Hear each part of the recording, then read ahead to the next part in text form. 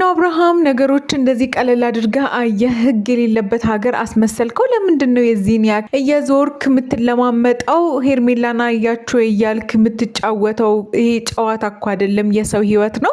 እንዴት በሄርሜላ ላይ ይሄ ሁሉ ነገር ሆኖ ተረጋግተክ ሰዎችን ብቻ እየጠየቅ ትቀመጣለህ?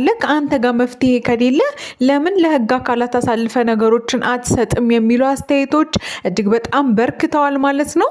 ሰላም እንዴት ናችሁ ውድ ቤተሰቦቻችን? በሀገር ውስጥም በውጭም ያላችሁ በያላችሁበት ሰላማችሁ ይብዛልን። ለዚህ ቤተሰብ አዲስ ከሆናችሁ ደግሞ ሰብስክራይብ በማድረግ ቤተሰብ እንድትሆኑና አዳዲስ ያልተሰሙ ቤተሰባዊ መረጃዎችን ወደ እናንተ የምናደርስ ይሆናል ማለት ነው። በትናንትናው ዕለትም እንግዲህ ከሁለት ቀናት በፊት የሄርሜላ መጥፋት ተከትሎ እጅግ በጣም ብዙ የሆኑ አስተያየቶች እንዲሁም ደግሞ አስደንጋጭ ነገር ተፈጥሯል ማለት ነው። የሄርሜላ መጥፋት እንደዚህ ቀላል አይደለም። ለምን በእንደዚህ አይነት ሁኔታ በአንዴ ድምጿ ጠፋ? ይሄ ነገር አሳሳቢ ነው። ይሄ ነገር ከባድ ሴራ ያለበት ነው ከጀርባው በማለት እንግዲህ አብዛኞቹ ተከታዮቻቸው እንዲሁም ደግሞ መላው የሚዲያው ተከታይ ይሄን ነገር መታየት ያለበት በህግ ነው። ለምንድን ነው ወደ ህግ ነገሮች ማይሄዱት? አብርሃም ለምን ብቻውን ነገሮችን ለማስተካከል ይጥራል? ይሄ ነገር ከባድ ነው፣ ቀላል አይደለም። ለምን ነገሮችን በህግ አካላት እንዲመለከቱ ለህግ ጥቆማ አይሰጥም? በማለት ነው እንግዲህ የአብዛኞቻቸው ተከታዮቻቸው እንዲሁም ደግሞ የሚዲያው ቤተሰብ ጥያቄ እያነሳ ያለው ማለት ነው። እንግዲህ ከሄርሜላ መጥፋት ጋር ተያይዞ በጣም ብዙ ጉዳዮች እየተነሱ ይገኛሉ። ይሄ ነገር እገታ ነው ወይስ ሄርሜላ ራሷን ከብዙ ነገሮች አርቃ አሽሽታ ተቀምጣ ነው? ምክንያቱም ሰሞኑን እየሆኑ ያሉት ነገሮች እጅግ በጣም የሚያስደነግጡ እንዲሁም ደግሞ ይሄ ነገር ወደ ሰላም ተመለሰ ወይ ተብሎም ደግሞ በሌላ መንገድ እንዲታይ ያደረጉ ነበር። ነገር ግን በተቃራኒው ሆኖ እንግዲህ ሄርሜላ በዚህ ሁለት ቀን ጨምሮ ዛሬ ሶስተኛ ቀን ሄርሜላ ልትገኝ አልቻለችም። ይህም ደግሞ በቤተሰብ በጓደኛ እንዲሁም ደግሞ በሚወዳትና በሚያፈቅራት የወደፊት ሚስቴ ነች ብሎ ባሰባት በአብርሃምን በኩል ከባድ የሆነ ጭንቀትና በጣም ከባድ ወደሆነ ስትረስ ውስጥ ገብቷል ማለት ነው። ይሄ ነገር ምንድነው? እሱ መፍትሄውስ ምንድነው? ምክንያቱስ ምንድነው የሚለው ነገር እጅግ በጣም ብዙዎችን እያነጋገረ ይገኛል ማለት ነው። እንግዲህ በዛሬው ዕለትም አብርሃም በጣም በከፍተኛ ጭንቀት ውስጥና በከፍተኛ ወደ ግራ መጋባት ውስጥ እንደሚገኝ እንዲሁም ደግሞ በቤተሰቦች በኩል ደግሞ ከባድ የሆነ ጭንቀት ውስጥ እንዳሉ ነው እንግዲህ እየደረሰን ያለ መረጃ የሚያመለክተው። ነገር ግን ከአንድ ቀን በፊት ያው እንግዲህ ዳኒን አግኝቶ አብርሃም ብዙ ነገር ሲጠይቀው እንዲሁም ደግሞ የሄርሜላን አንተነህ ያገትካት ብሎ ቃል በቃል ሲናገር ነበረ። በዚህም ደግሞ ዳኒ እጅግ በጣም ተናዶ ጭራሽ እንዳላገኛት ሄርሜላን፣ ስለዚህ ጉዳይም እሱ እንደማይመለከተው ሲናገር ነበረ።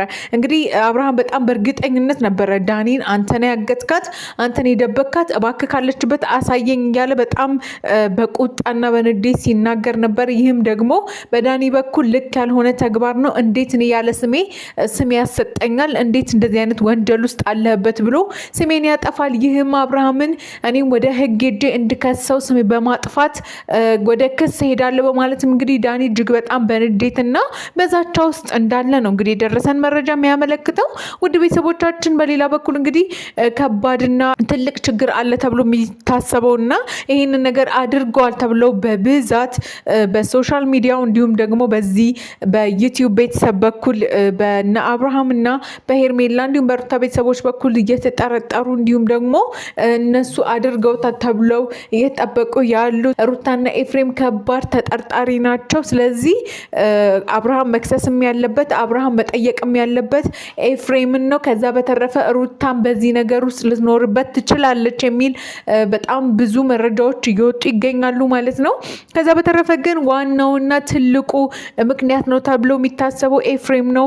ኤፍሬም በጣም ነገሮችን አቅልሎ እያየ እንዲሁም ደግሞ አብርሃም ቀጥታ አግኝቶ ሩታንና ኤፍሬምን በጠየቃቸው ሰዓት እንደ ማላገጥ እንደ ቀልድ ነገር እያደረገ ነበር እንግዲህ ሲመልስለት የነበረው። ከፊቱም ደግሞ እንደምንረዳው ነገሮችን ቀለል አድርጎ እያየ ያለበት መንገድ የመጨረሻ ግንኙነቱም ከሄርሜላ ጋር የነበረው እሱ ስለነበረ ከባድ የሆነ ተጠርጣሪ ነው። ለምን ነገሮችን አብርሃም ዝም ይላል? ወንድሙም ቢሆን የመጣበት መንገድ እንዲሁም ደግሞ ሄርሜላን ያገተበት መንገድ ልክ ስላልሆነ ወደ ህግ ሊያቀርበውና በህግ በኩል ክስ ሊያቀርብበት ይገባል በማለት ነው እንግዲህ አብዛኛው የአብርሃምና የሄርሜላ ወዳጅ የሆኑ ሰዎች ይህንን ነገር እያነሱ ያሉት። እንግዲህ ከባለፈው ሳምንት ጀምሮ በኤፍሬም እና በሩታ መካከል ሁሉንም ሰዎች አስቀይመናል ይቅር በሉን እያሉ የዞሩ ይቅርታ ሲጠይቁ ነገር ግን እንግዲህ አብርሃምና ሄርሜላን አግኝተው ይቅርታ የጠየቁበት መንገድ ከባድ ነበረ። ማለትም ይሄ ነገር ከባድ ሴራ ተሴሮ ነው፣ የሆነ ነገር ሊያደርጓችሁ ነው፣ ባካችሁ ራሳችሁን ጠብቁ እየተባለ በጣም በብዙ ቤተሰብ ምክንያት እየተነሳ ነበረ። ነገር ግን አብርሃምም እንዲሁም ደግሞ ሄርሜላም በተለያየ ቀን እና በተለያየ ሰዓት ኤፍሬምን እንዲሁም ደግሞ አብርሃምን ኤፍሬም ደግሞ ሄርሜላን አግኝቶ ስጦታ ንስጣችሁ በሚል ነገር እንግዲህ ከሄርሜላ መጥፋት ከአንድ ቀን በፊት እንደዛ ሲያደርጉ ነበረ። ስለዚህ ይሄ ነገር ትልቅ ሴራ አለው። እንዴት እርቅ ያለው ሰው፣ እንዴት ወዳጅነት ያለው ሰው የሄርሜላ መጥፋት አያሳስበውም፣ አያስጨንቀውም? እንዴትስ እጃቸውን አጣጥፈው ተቀመጡ? ከዚህ በኋላ ጓደኞች ነን፣ ከዚህ በኋላ አብረን እንሆናለን ብለው ይቅርታ የጠየቁ ሰዎች ለምንድን ነው ዛሬ ለሄርሜላ መጥፋት ያላሳሰባቸው? ለምንድን ነው እሱስ አብርሃምን አረጋግተው ይሄ ነገር መታየት ያለበት በህግ ነው፣ ስለዚህ ወደ ህግ እንሂድስ ያላሉት ለምንድን ነው? ለምን ተረጋግተው ነገሮችን ለማየት ሞከሩ የሚለውም ነገር ሌላ ጥያቄ የሚያስነሳ ጉዳይ ነው ማለት ነው። ምክንያቱም አንድ ሰው ወዳጁ ወይም ደግሞ የቅርብ ቤተሰቡ ጠፋ፣ ተሰወረ፣ እንዲሁም ደግሞ ታገተ ሲባል የሚያስደነግጥና ቀላል የሆነ ነገር አይደለም። ስለዚህ ይሄ ነገር ሩታና ኤፍሬም ላይ አልታየም በማለት ነው እንግዲህ አብዛኛው ቤተሰብ ይሄን ጉዳይ እያነሳ ያለው። ስለዚህ ቀንደኛና ዋነኛ ተጠርጣሪ ሊሆኑ የሚችሉት ኤፍሬምና ሩታ ናቸው በማለት እንግዲህ አብዛኛው ተከታዮቻቸው ይህንን ነገር ደምድመዋል ማለት ነው። እኛም እንግዲህ ውድ ቤተሰቦቻችን ልንጠቁም የምንችለው ወይም ደግሞ ልንረዳ የምንችለው በኤፍሬምና በሩታ መካከል ያለው ነገር ግልጽ ሊሆን ሊጠራ፣ እንዲሁም ደግሞ አብርሃም የሚመለከተውን አካል ሄዶ ሊያነጋግርና መፍትሄም ከዛ ሊያገኝ ይገባል ብለን ነው የምናስበው ማለት ነው። ውድ ቤተሰቦቻችን የራሳችን የሆነ ሀሳብ ገለጽንላችሁ። እስኪ እናንተስ በዚህ ጉዳይ ላይ ምን ትላላችሁ? ሀሳብና አስተያየታችሁን ኮመንት ላይ ያስፈሩልን። ቪዲዮን ከወደዳችሁት ላይክ አድርጉ። እንዲሁም ደግሞ ለቻናሉ አዲስ ከሆናችሁ ሰብስክራይብ በማድረግ ቤተሰብ እንድትሆኑ እንጠይቃለን። በያላችሁበት ሰላማችሁ ይብዛልን።